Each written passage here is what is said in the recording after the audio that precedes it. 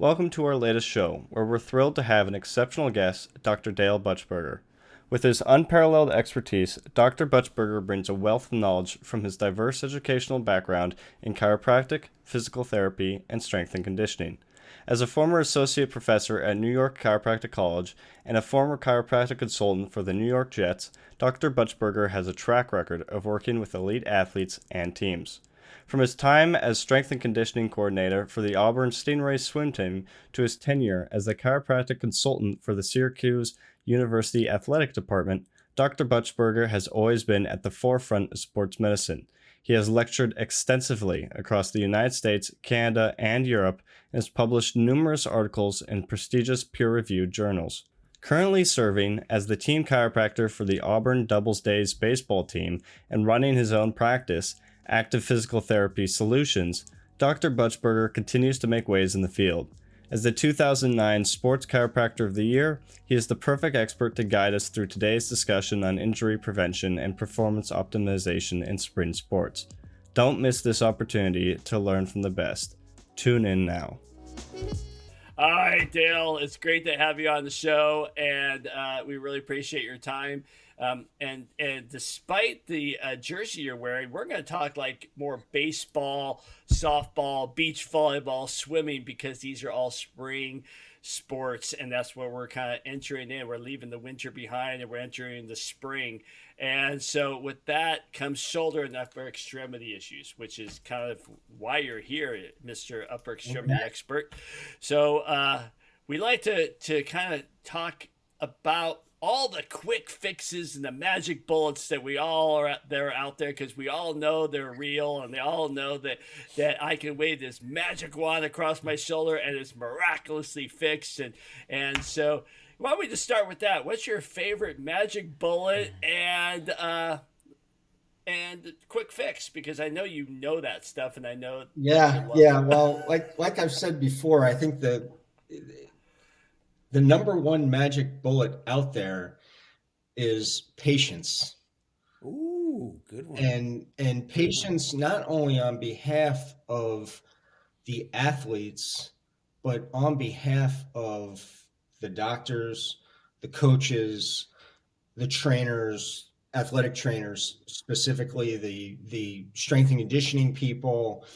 You know, in today's instant gratification age, everybody wants to be better yesterday, right? They come in, I'm sure, they come into your offices, and, if they're not better in 3 visits, it's like, throw up the flag, right?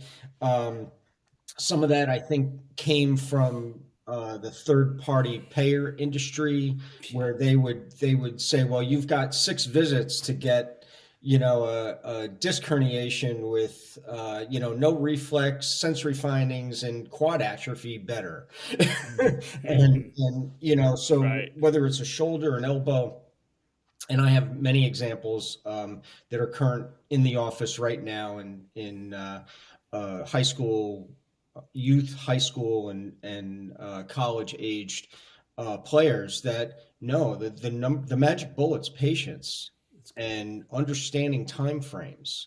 Whether you look at what's out there today, right? Laser's the hot thing again.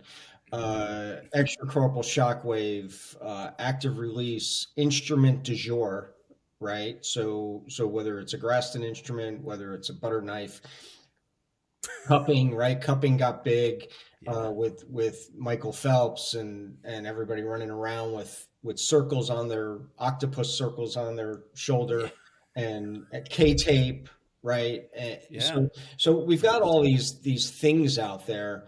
The problem is that we can't speed healing time, right? I mean, we can improve it, but patience really is the magic thing. If you can be patient and lower the anxiety level and follow a course that is, I dare say, scientifically sound in our current age about the word science,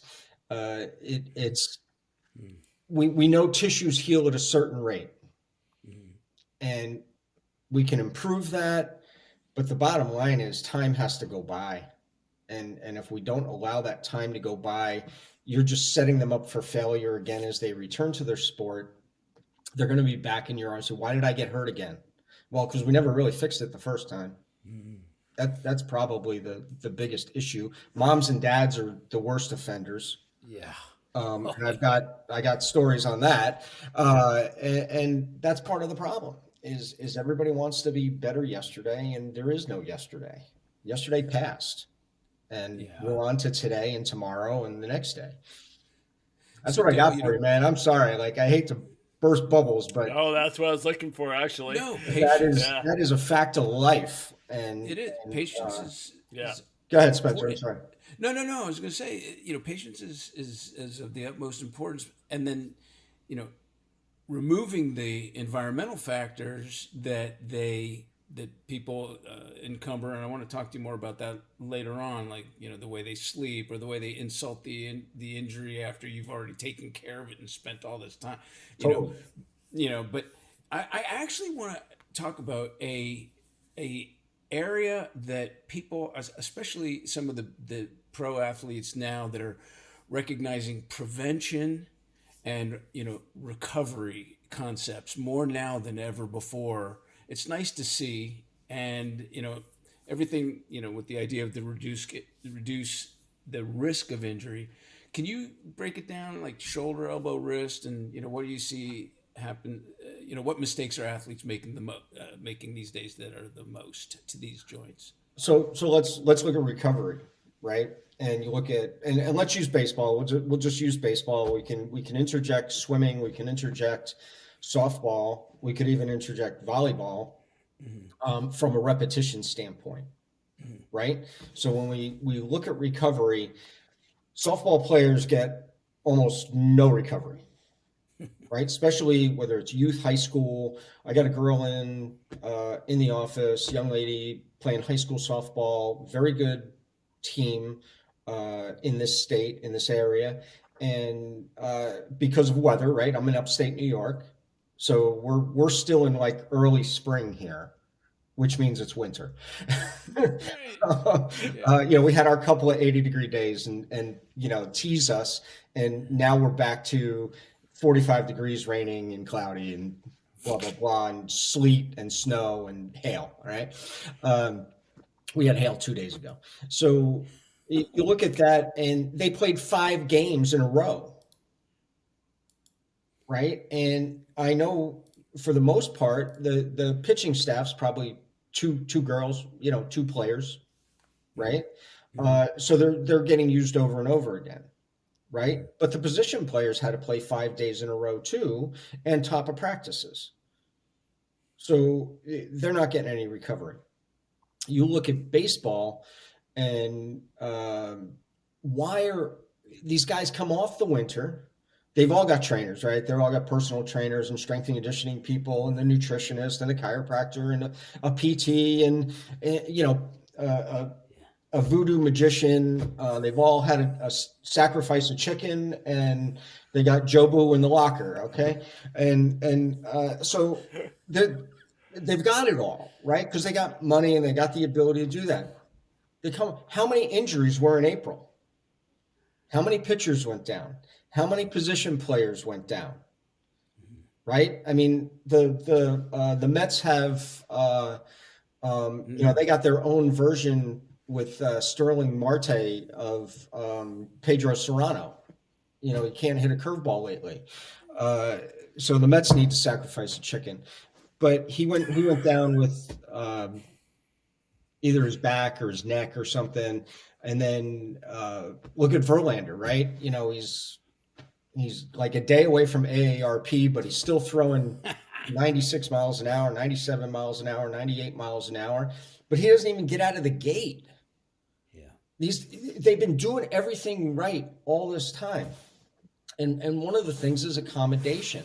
If they don't start, they need time to rest. They need time to recover after October. But then when's the magic time where you start throwing again to accommodate? Right? So in addition to patience, we have accommodation. And accommodation works in any sport. So if I take a player out for 3-4 months. They don't throw, which they need not to do.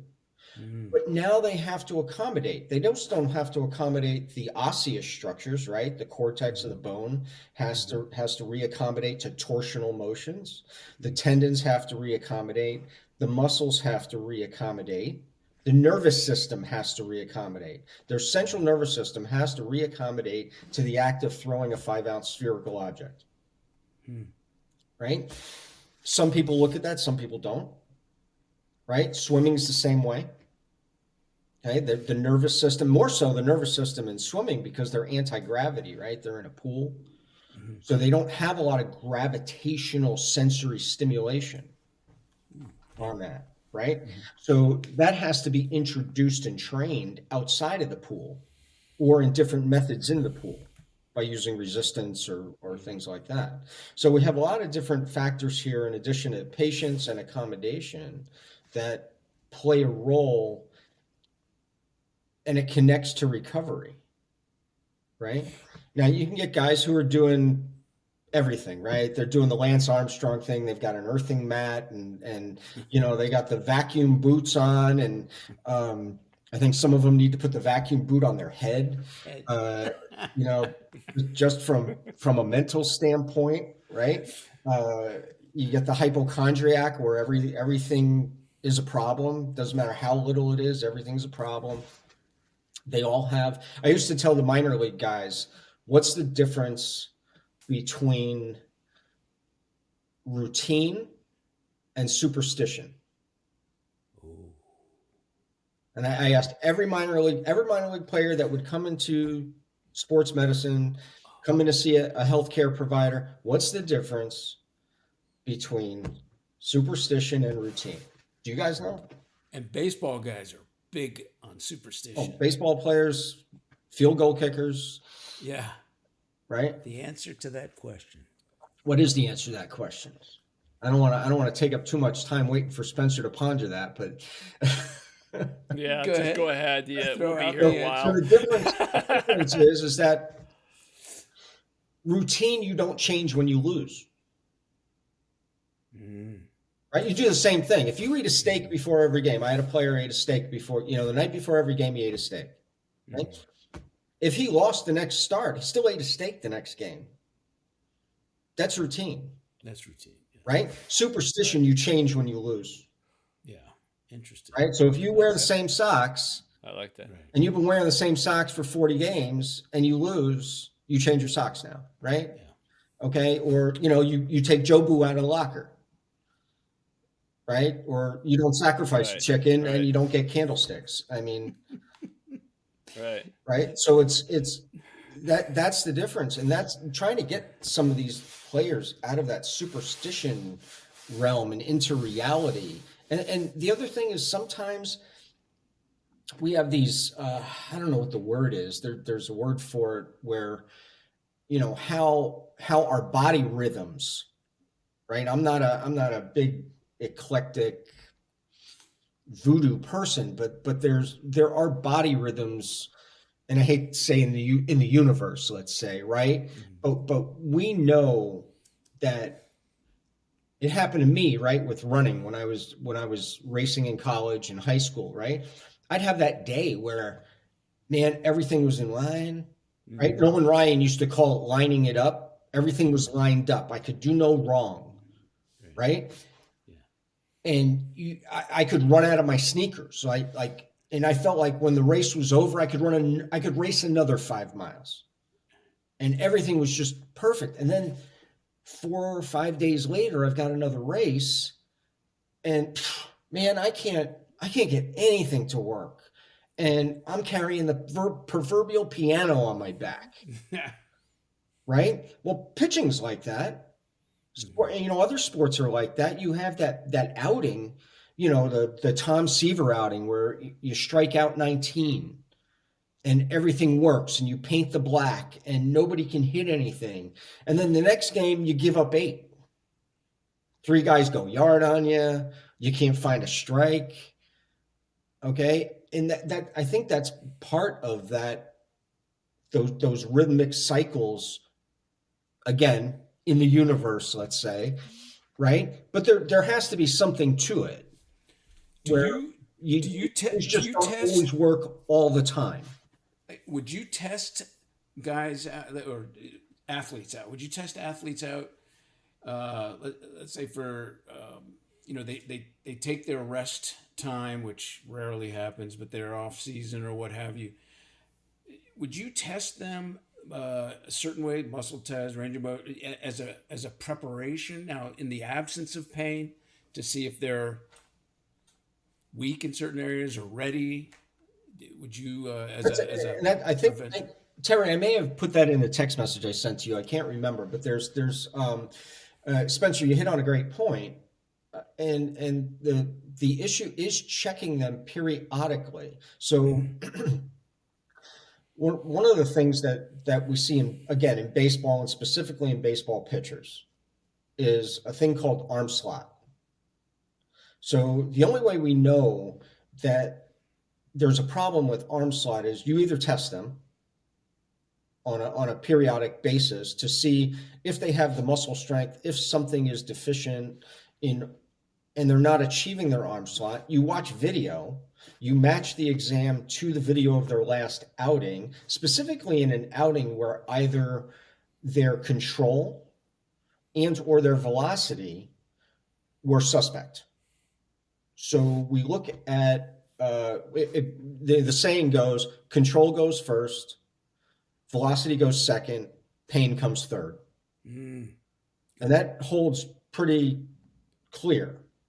So we start to see control issues, right? They're walking more, they're throwing more balls, and then their velocity starts to drop a little bit, right? They're not consistently hitting, if they average 97 miles an hour, now they're averaging 95 and a half, right? They might throw one pitch at 98, but then they're back to 95, right? So their average starts to drop down. Especially with the control match, that's where the arm slot is fluctuating. Arm slot is what causes arm injuries. What is arm slot? Like, what would we look for those who don't treat baseball? Look at a healthy pitcher, and you see when they're having a good outing, let's say. They're throwing lots of strikes. They have good control, good command of their 3, 4, 5, 6 pitches, whatever it is their repertoire is. They're controlling all their pitches. They're putting them where they want to put them at the right spot. So the majority, you're going to be 90 to 95 degrees, regardless of body mechanics, is 90 to 95 degrees, right? That's the preferred arm slot, unless they're a submariner or a knuckleballer or somebody you're not really worried about getting hurt all that much. So you get your guy who's throwing gas, a Verlander, Scherzer, the kid from Washington, what was his name? Big tall kid ended up with a UCL injury from the Nationals. I can't remember his name. Anyway, it'll come to me like 2 hours from now. So you look at their arm slot. Now their arm slot might be dictated not by the arm, so you check that in your exam. It might be dictated by a problem with the legs. So they've got a hip weakness, typically front hip. So the front landing foot hits. They've got an instability. And when I say instability, I don't mean, dislocating instability. They've got a weakness in their hip rotator cuff, right? I always say the body has 3 rotator cuffs. It's got, one in each shoulder. It's got one in each hip, and it's got one in the spine, right? So all parts of our body are governed by some type of rotator mechanism. So the rotator cuff in the hip on the landing leg is weak. You get a wobble in the knee. The rest of the body accommodates for that. They change their arm slot to match that lead hip. But what is arm slot? Can a tennis player have arm slot? Yes. Or is it okay? What does it look like? So it's the spot where they consistently bring their arm through that maximizes their performance or accuracy. Okay, so baseball, softball, it's here. Are you watching video to determine this? In softball, it would be down here, but still there's an arm slot. Okay. In a tennis serve, you would have a consistent arm slot. In a volleyball serve, you would have a consistent arm slot. right? In swimming, you want So it's the hands. are you talking about the angle? Yeah. So again, here, Okay. right? Okay. So does that elbow drop a little bit? Does the hand go out a little bit? Or are they consistently bringing the shoulder and elbow through in the same slot? So the correct biomechanics is the slot you're referring to, and when they falter from that slot, then that's a problem. And correct is individual, right? Correct is for that particular athlete that gives them the consistency and control and velocity. So are you watching this under, like you could watch them in a game or watch video or not? My eyes aren't that good. Okay. I'm 60. My eyes are not that good. Okay. And I've had 2 eye surgeries. So yes, I watch video. Yeah. And that's one of the issues today. I was at the Major League Baseball Chiropractic Society. Is it society or association? Anyway, I spoke at one of their meetings, would have been pre-COVID, right? So maybe either 2018 or 2019. And one of the physical therapists or athletic trainers from the Diamondbacks was there. And I caught him on the side and I said, do you guys ever get in a room with the pitching coach and the player and watch video together? And he's like, oh no, that'll never happen. Yeah.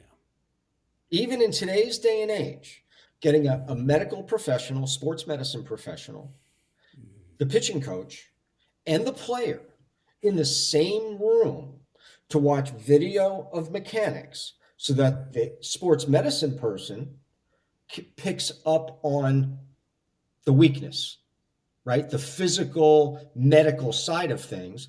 The pitching coach looks at the mechanics, and the player gets the benefit of that information. And now the 3 of us put a plan together, and we fix that before the wheels fall off the bus, right? These guys they're Ferraris. Yeah. All you need is a little problem, and you've got boom. Right? So that's the issue is little problems are big problems for these guys. Little problems in a 12-year-old, not so much. Bigger, stronger, faster. So bigger, stronger, faster equals bigger crash. Right? We know that in Pop Warner football, there is such a thing as a muscle strain. In high school, there's still such a thing as a muscle strain. When you get to Division I and professional football, there is no such thing as a muscle strain. So when ESPN says, oh, he has a strained hamstring, equals tear, right? Because bigger, stronger, faster. Yeah. When you have that kind of power, right? We all know when, I don't know, who was it with, Purdy, Josh Purdy. As soon as his arm got hit, it's like, yeah, UCL tear. None of us sat there and said he's got an elbow strain. I see. He didn't strain his tricep. No, every single one of us watched the game, watched the impact, and said UCL tear. And it took like a week, I think, or 5 days or something before they actually came out. Well, he's going to go see this expert, and he's going to go see that expert. And meanwhile, we're all like, yeah, it's UCL tear. When's he having surgery? And okay, why? Bigger, stronger, faster. So Dale, let me ask you though. I apologize for going back to arm slot, but I No, not at all. The idea. It's a big now. How would you know though if you don't have video of the athlete, regardless of what sport it is, that is their throwing arm or their tennis or whatever it is, if they're showing aberrant motion from what their normal arm slot is, unless you have video of when they were healthy, what do you do? On physical exam, you have to make an inference. Okay. So I make an inference. So I examine the supraspinatus. So I do a full can test, I do an empty can test, and I compare them. Right? So is there a difference? So the full can test, yeah, they check out strong. The empty can test, oops, not so strong. And maybe a little uncomfortable, right? Then I will check them at external rotation at 90 degrees. And then we find out, there's a little deficit. So when I test them up here, I push from the back, right? And they start to come down and then they stop. Now they get strong down here. So now I've got a 20, 30 degree area where there's a weakness, which means weakness equals potential for injury. So now I've got those two things. I've got an issue with the empty cannon. I got an issue with external rotation at 90 degrees, and I can make an inference that their arm slot is inconsistent because they have weaknesses in that area. Then I'm going to take it one step further, and I'm going to check them for GERD, right? So I'm going to check them for glenohumeral internal rotation deficit at that point. So if I internally rotate at 90 degrees of abduction, and then I externally rotate at 90 degrees of abduction, that should be a minimum of 180 degrees when I add those up. If it's less than 180 degrees, we have a GERD problem, and we have to fix that. Now, the GERD could be resulting in the weakness. It could be just inhibition, not true weakness, right? Or Ben Kibler used to call it relative weakness because there was a more proximal issue that was not allowing the muscle to function at its best, right? So it wasn't anatomically weak. It was inhibited, or there was a more proximal instability that wouldn't allow it to hold securely and do its job. Okay, so those are the top three things that I would look for on exam that may infer we're having an arm slot issue or a potential arm slot issue, right? If you had Dale, if you had your way, you had a team that was, a neighboring team. I don't want to always say baseball because there's so many other sports out there, but I know you get jazzed with baseball. But if you had your way with a set of athletes, and prevention was key, what would you do with them? Specifically for shoulder, elbow? Or as a preventative measure from the start of the season, off season, what would be a approach to monitor the health monitor the health of their shoulder or elbow or wrist? So the the major issue there is athlete compliance. Right? So but if you had your way, patient compliance, right? We know that we can give them the benefit of the last 40 years of scientific information, but if they don't do it, we got nothing, right? So let's look at that. We did this actually, right? So we did this with my son's swim team, and I went in and I have my CSCS certification in addition to my a DCPT diplomate in sports and CSCS, right? So I used my CSCS. I went in and I started a strength and conditioning program for the swimmers, and it was volunteer, right? They didn't have to do it. This was for kids who wanted to go to another level, right? Who didn't have access to a strength and conditioning program, and they would come in twice a week. And they would do the routine, and it consisted of rotator cuff exercises using an exercise ball, TRX, some band work, and some light dumbbell work, and some general plyo conditioning, right? Some of the students came in, knocked it out. Now, the problem with that was that, A, it was all volunteer, so I was being paid. I supplied all the equipment on my dime, and I supplied all the time. And I kept the records. So every night I would go home and type into my spreadsheet and fill out all this stuff, right? And we had kids who did very, very well. What it also helped us do, though, was identify kids with developmental deficits. And when I say developmental deficits, that sounds really strong. It sounds like, they can't walk. And that's not true. What it is kids with motor planning issues who can't do more than 2 or 3 degrees of freedom. Right. So, I would have I would test a kid and a kid, I'll say, 12, 13 years old, put your hands on the wall and do a wall push-up. And they would bend at the waist. So instead of bending their shoulders and elbows, they would bend forward. So their hands would stay there and they would bend forward like they're kissing the wall. Motor planning. That's a motor planning in a young adolescent. right? So then we would work on motor planning. We would do things that didn't require 4, 5, 6 degrees of freedom. Okay. Some of those kids came along very, very well. Some just didn't have the attention span, if you will, to stick with it, or mom and dad didn't have the attention span to deal with it. Did you have a protocol that you used for everyone, like a What I did was I biomechanics? created, and actually I presented this at the ACBSP conference. I think it was in 2011 in Boston. And I probably wasn't listening to you back then. probably Sorry. not. So I presented this. Back then. I presented this there, and so really what happened was I created a neutral program based on whether they had so I looked at flexion postures, right? Where, the kid walks around with his belly kind of protruded. Oh, yeah. Okay. So that's more of like a flexor weakness position. And then the other side of the coin was the extensor side, right? Where they're kind of like, I'm looking at kids who are loosey-goosey and kids who have this walking around with their butt sticking out and their belly forward, right?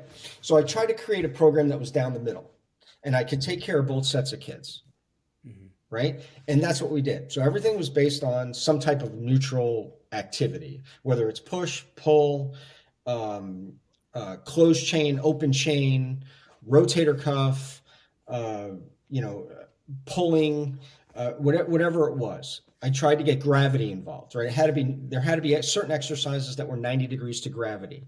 There had to be exercises that were weight bearing, right? Because of the CNS stimulation thing, right? So if I gave them a certain exercise, I'd say, this isn't to make your muscle stronger. It's to make your brain stronger. It's to make that connection from your brain to the joint stronger. So that's what I did. Okay. They were young. You can, if you search it, if you look like it's probably like Auburn Stingrays Strength and Conditioning or something like that. I have 2 videos up on YouTube someplace out there. And then the presentation notes are from ACBSP in Boston, and I think it was 2011. Was this for swimmers only, or no? Was this? So I've adapted it. I've adapted it for a field goal kicker. Ooh, okay. Oh, nice. Okay. So you can apply this to other. Yes, and it's really the basics, right? It's gravity, it's closed chain, it's CNS, single limb stance, and rotator cuff strengthening. Really, that's the gist, and then you design everything else around that. I think that is like absolutely imperative, because these kids are growing and they're growing into their body, and their nervous system isn't integrating as fast as like a Great Dane puppy. Yeah. So that for anybody listening, I think that is absolutely imperative to get the central nervous system. And one of the things that's degrading the central nervous system, not for nothing, is screen time. They're spending so much time on screens, whether it be, the time frame that they had to, take classes on Zoom from home and being not around their peers and things like that. We know that there's scientific studies and accumulation of data that clearly show that the intelligence, I don't know if it's intelligence level, but their grades or learning ability have regressed coming out of COVID, right? And that's not controversial. Everybody knows this. This is a fact. So, but that is a negative to their athletic ability as well, because of that central nervous system, right? They need that central nervous system. Somebody sent me a meme this morning. It said something like, and not to get on kids today, sound like my father, right? I've become my father, right? I admit it. So, kids these days are soft or something like that. When I was 5, I died, and my mother told me to walk it off. Yeah. I love that. That was very true. Hey Dale, on that topic, the last couple of years, kids were sitting home, they're on screens, they weren't moving, they weren't doing stuff, and and then all of a sudden, when things started to open up, everything went like from zero to a thousand, and they started having practices every day, games every day. They tried to catch up. The coaches that weren't making any money during the 2 years because they weren't coaching a team were like trying to double up, and the trainers weren't making money. They tried to double up, and it got going crazy. The other thing, so I'd like you to talk about, are you seeing a lot more overuse injuries now? That's topic number one. And the other topic I want you to talk about for especially the adolescents is pitch count.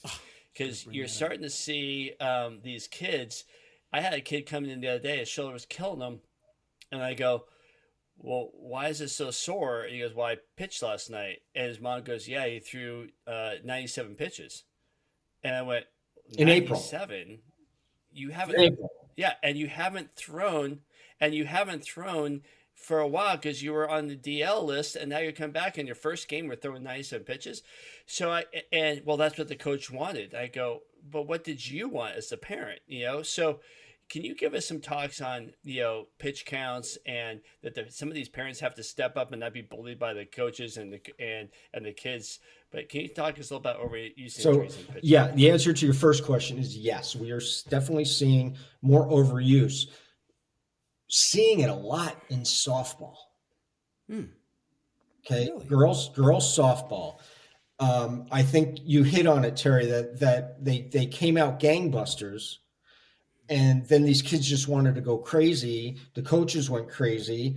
Parents were enthusiastic to get their kids out of the house. Okay.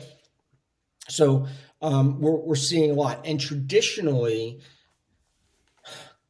on the girls softball side of things, they don't have formal injury prevention programs. This is still an issue. I've been talking about this for 20 years. I've been talking about girls softball injuries for 20 years, about the neglect on the side of coaches not to implement. This is 2023, right? I think I went to my first ASMI injuries in baseball course in like 1998. Okay, and even back then, listening to James Andrews and Frank Jobe and Kevin Wilk and those guys, and they would talk about the research in softball, but it just doesn't get to small town, right? So you may be in a bigger area where there's more population, more money, things like that. The school, we have a local school. I think their graduating class is probably like 60 kids. All right. So you're talking about a small town program who's very good. However, they just don't have the resources to implement these things. And then not to mention, in a school that small, almost everybody's a 3-sport athlete. Right? It's when you start getting into small town and you don't have a lot of bodies, those bodies play every season. But is that good, Dale, or is that bad? It is good. Okay, However, then you start to lose the communication aspect of, hey, we need injury prevention for this particular sport or injury prevention for this sport. And that injury prevention may be different. Right? So that being said, when we look at these overuse and you look at pitch counts, we threw every day all the time, but we didn't throw every day all the time organized, right? So we didn't go to the field and get on a mound and throw, X pitches, and we didn't throw, curveballs at 13, and we didn't even know what a circle changeup was. We didn't know what a split finger fastball was. We didn't know what a forkball was. We didn't know what a cutter was, right? I mean, we threw a slurve and a fastball. I mean, that was, that's it, right? That's what we knew. And maybe a 4-seam and a 2-seam fastball, right? But we did things, you guys, obviously you guys are old enough, but do you remember a game we used to play 3 flies up? used to hit a rubber Oh, yeah. ball off a wall. And you'd have a group Oh of my people, God. right? Yes. And you had Yeah. to catch three. If you caught three, then you were the guy up throwing the ball against the wall, God. right? Yeah. And how many hours did we Yep. do that? Yep. Oh yeah. Okay. Right. So you had three flies up. Right. Then, I was essentially an only child, right? My brother's 7 years older than me. So, there's a social disconnect there. Okay. My parents' basement was unfinished. We had a brick wall. And I used to sit in the doorway. I used to kneel in the doorway of the laundry room. And I used to throw a rubber ball and bounce it off the wall. And I did that for hours. Yeah. Like hours, right? Like if I, was home, my buddies were around and I couldn't get there, and I would just go down there and throw. And I try to hit the same spot every time. That's how I developed arm slot. Okay, it was in my parents' basement in the laundry room. Okay, so I'm like throwing a ball, and then my grade school had the back wall. Some people would call it graffiti, but it was a square painted on the wall with a dot in the middle of the strike zone. Yeah. And I don't know how many seventh game World Series wins I have against that wall, but I probably threw 200 pitches against that wall a day. Yeah. Or whatever, right? So we threw a lot more, but we also did a lot of other things. We played street hockey, we played basketball, we played sandlot ball. We went down and hopped the freight train. We climbed trees. We did all kinds of other things where, oh, by the way, we could get hurt, and we didn't wear helmets, right? Like the meme goes, I would lay there unconscious until my mother sent somebody to get me for dinner. So you have that aspect of everything's become so selective because of fear, right? Parents are afraid they will get hurt. Right. So then you have sports selection, right? Oh, I'm only playing baseball now at like 12. Yeah. Okay. So that's part of it. Now let's get to the crux of it. And the crux of it is when you have, so this player you're talking about, Terry, is a good player, right? Okay. So for argument's sake, let's say that your player is 2 to 3 standard deviations above the norm for his age. Okay. His pitch count should actually be that of somebody who's 2 years younger. Right? We don't take the horse and ride it until it lays down. No, we protect the thoroughbred. This is what's not happening. The thoroughbred's not being protected. We see the good player, and the coach drools. Like they got the drool coming out, okay? And it's like, I'm going to ride this horse all the way to a championship. Yeah. Whether it's softball, swimming, baseball, right? They see, ooh, I got Studley Do-Right. Right. And Studley Do-Right's going to get me that championship. So instead of saying, wow, this kid's really got him, her, whatever, has potential to be really good. When I say good, go to the next level. Well, the next level is college. Like get a college scholarship, get an education. Then it's, maybe professional or maybe national level or Olympic level or things like that. So and I hate to get into moral imperatives, but from a moral standpoint, right? And I'm the last person that should be talking about morality. But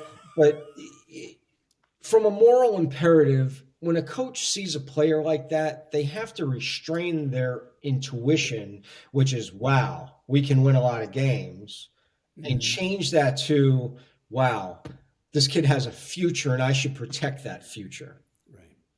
Right? Yeah. Which means, no, they shouldn't throw 97 pitches. They should probably throw 75 or 80 as a ceiling.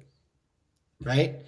So I'm gonna whether we're winning, we're losing, he's throwing strikes, he's throwing hard, he's got the game in command. I mean, watch a Major League Baseball game early in the season, even with all the injuries, you are still seeing managers walk out there in the middle of an inning and say, yep, give me the ball, man. You hit your 80.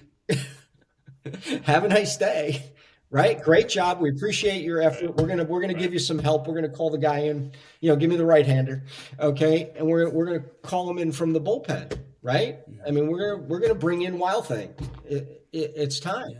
Right? Right. And this is what the high school youth level coaches are not doing. They're not recognizing that, hey, this kid is a couple standard and Michael Axe at the University of Delaware put out a chart. He published a chart, and I use it in my presentations, where you don't need a jugs gun. So you can check standard deviations by, he gives one column with norms of distance and speed for each age. So you don't need a jugs gun. You don't have to spend I don't even know what a jugs gun costs today, radar gun costs today, right? But all you need is a tape measure. And you put the tape measure out and you have the kid throw from center field to home plate, and you measure how far they can throw. And then you look at the chart, and let's say they're 13 and they can throw X distance, let's say 250 feet. And then you look at the chart and it tells you how many standard deviations above the norm they are. And then you look at that and you say, oh, they should not be throwing 90 pitches. They should be throwing 65 pitches because they're that far above everybody. We need to protect that. Interesting. I've had 12-year-olds because they're studly, right? You look at them. Mm-hmm. I've caught them, like warmed them up, and like I'm afraid back there. And I used to catch, right? And I got this 12-year-old throwing gas from 46 feet. Well, same 12-year-old ended up with a slap tear. Oh, jeez. Really? Why? Because overuse. Yeah. Instead of saying no, right? If, parents would say, wow, the kid's really, really good. No, he's not really good. He throws really hard. Okay? Mm-hmm. If he was that good, he'd never reach his pitch count in 6 innings. Mm-hmm. Okay? He's striking kids out because they're swinging in fear. Mm-hmm. Right? They're hoping that the ball hits the bat. They're not trying to make the bat hit the ball. Yeah. Okay? So he's throwing a lot of balls because he's wild, but he's getting a lot of strikeouts because kids are just swinging in self-defense. That doesn't mean you're good. That means you just throw really, really hard. Mm-hmm. Good means your pitch count's low, you're getting kids out by throwing strikes. Different story. That answer your question, Terry? Okay, yeah, that's perfect. Thank you. Dale, I want to go into a different modes. We're going to talk high gear now. Imagine you're driving your yellow Mustang. Camaro. All right. Camaro, excuse me. Oh, I said a bad word. You did say Mustang. a bad word. Yeah. Camaro, your yellow, souped up, insane Camaro. Because Bumblebee was not a Mustang. Yeah. Right. Bumblebee was a Camaro with a King's license plate.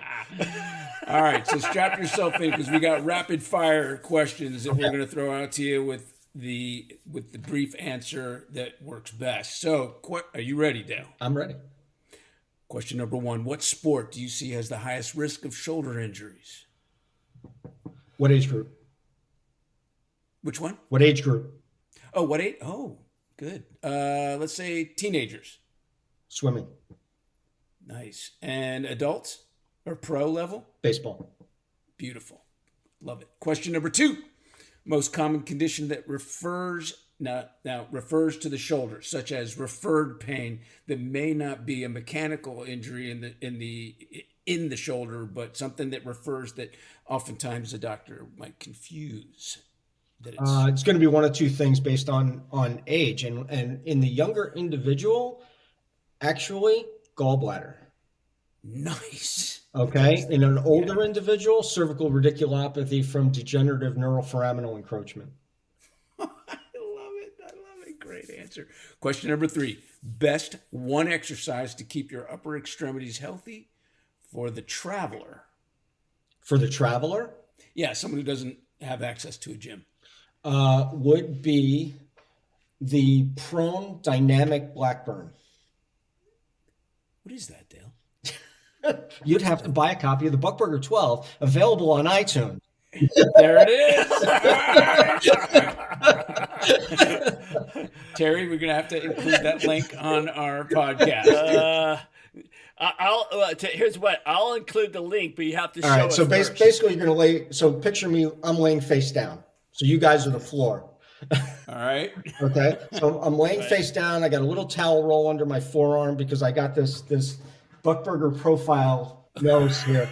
That's genetic. Everybody in the family has it. Unfortunately, I gave it to my son. Every Buchberger has it. All right. So anyway, you're laying face down. Little towel roll does two things: clears any genetic appendage, and it allows you to get a neutral cervical spine. Okay. Arms are at your side with your palms up. Okay. So you're laying down, arms at your side, Spencer. Not here. Down. Like Down. this. Okay. Okay. I got it. At your side, face down. Okay. All right. You're going to squeeze your shoulder blades together. You're going to lift your palms to the level of your butt. Okay. Assuming you have a normal anatomical buttocks. Okay. And it's not overtly large. Okay. Otherwise, if it's overtly large, use the greater trochanter as a landmark. Okay. So squeeze the shoulder blades, lift the palms to, let's say, greater trochanter level. Now you're going to hold that position and you're going to rotate your shoulders externally to try to make your thumbs point to the ceiling. Some people can do it, some can't. Okay. Now you're going to start to abduct your arms, but you're going to continue to externally rotate them, and you're clearing the floor, right? You're staying off the floor to about 120 degrees, humeral 120 degrees, not hand 120 degrees, humeral 120 degrees. And the thumbs are up to the ceiling now. Nice. Okay. And then hard. bring it back. That's one. Repeat. That's Wash, beautiful. rinse, repeat. Love it. Okay. You can do it with water bottles. You can do it. Quite frankly, most people, if they do, get up to where they can do 25, 30 reps, they don't need weight, but resistance is taking you another level, so to speak. The guys who really embraced it, I've had players who could do 30 reps of that with 5 pounds. Okay. That is fantastic. Question number 4, which is something I really want to hear about. What do you tell a patient that sleeps face down with their arm overhead and they got a shoulder, an impingement syndrome? Do they What do you sleep? tell them? What's that? If they can sleep, I say sleep face down with your arm overhead. No, but they wake up in the morning and it's patients ask me all the time. I'm gonna answer your question with a question. Okay. What's the best position to sleep? The one where you actually sleep. The one you Yeah. can. Yes, There you that go. I get. But if Okay. I So probably let's should say- clarify that a patient let's say that has a the shoulder chronic- hurts, right? So Yeah. they're in pain, they're actively treating because that shoulder hurts. Okay. Right. Either on their back with a pillow up, a big pillow stuffed in there, right? Because you want essentially 30 degrees of abduction and 20 degrees of forward flexion, right? Is the position of greatest volume of the glenohumeral joint. And if it's laying down, it's the most relaxation. So either lying supine, on their back, okay, or on the opposite side with the pillow, hugging the pillow. Okay. Got it. Those are your options. I mean, other than that, sleep in a recliner. Dale, question number 5. Yeah. You're going to enjoy this one. Name one thing about yourself that most people don't know about, other than you have the coolest son in the world because he just got certified as an Osprey co-pilot for the USMC. Yes, he did. Thank you. I appreciate that. One thing that they don't know about me, well, some people know, but some people don't, that I grew up, I remember I watched Anne's podcast, and she was saying how chiropractors have, I wrote it down, have martial arts backgrounds. Oh yeah. Right? Yeah, I don't have a martial arts background. Okay. I grew up in my father's garage. Okay. I was turning wrenches when I was 4. My first paid job was cleaning a sink in the garage for a quarter. I was liquid. That was hard, tangible money. Yeah. That sense. Had my first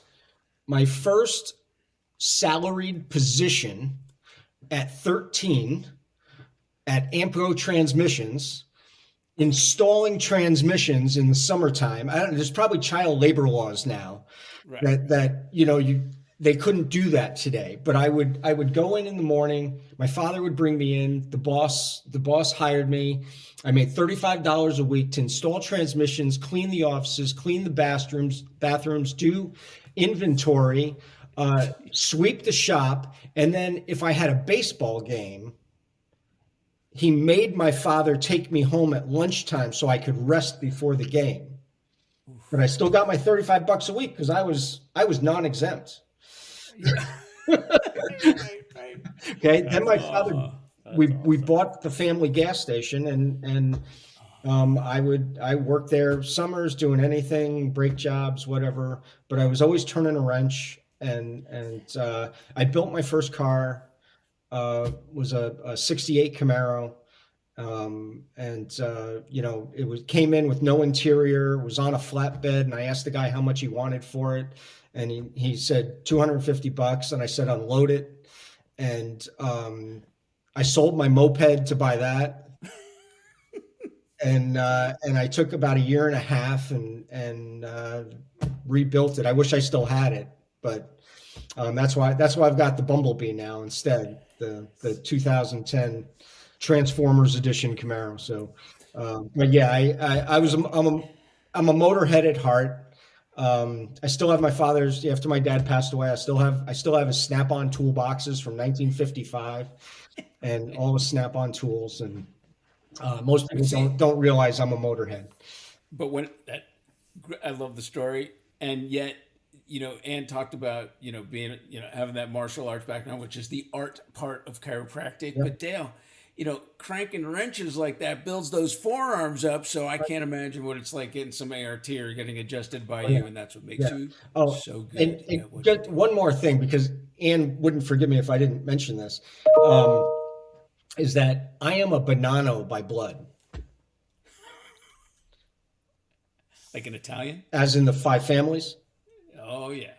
Okay, so For real? my grandmother, my mother's mother, my direct blood grandmother is a Bonanno, or was a Bonanno. Oh, man. Okay, so I went out to the Mob Museum in Las Vegas. I saw your family. Okay, and first exhibit is about the Bonannos. For real? And the Black Hand. That's awesome. Oh, don't piss Dale off. Wow. Don't ever piss Dale off.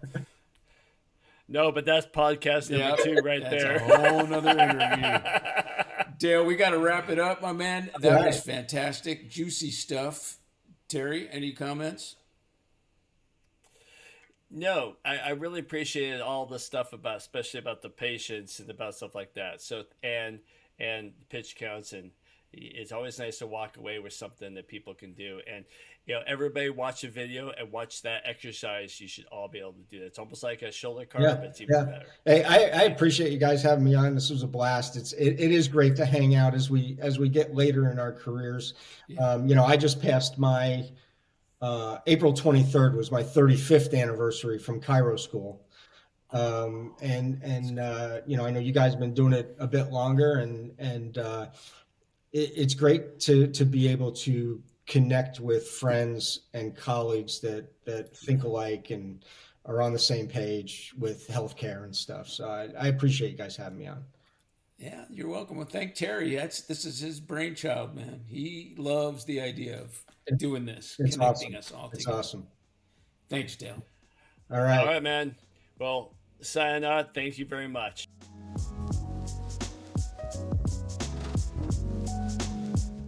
Thank you for listening to today's episode of the Crackin' Backs podcast.